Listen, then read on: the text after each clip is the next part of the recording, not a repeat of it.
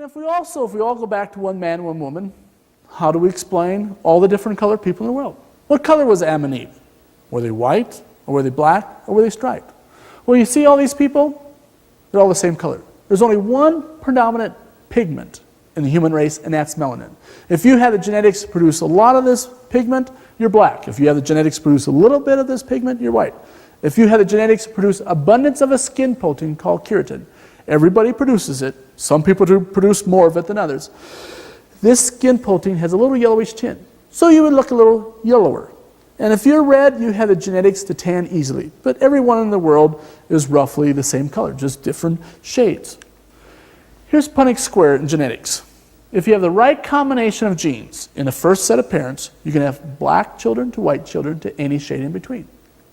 And you can have yellow and red. We're just different variations of roughly the same pigment.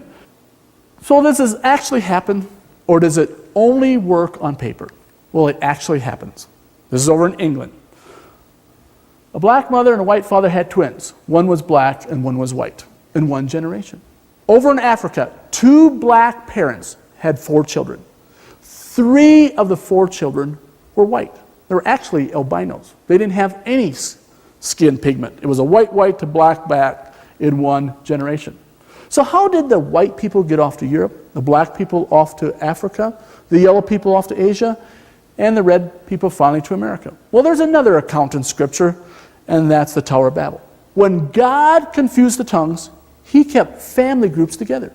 So the family with most of the black characteristics probably went off to Africa. Ones with the white characteristics went off to Europe. The yellow went off to Asia, and the red, again, finally to America.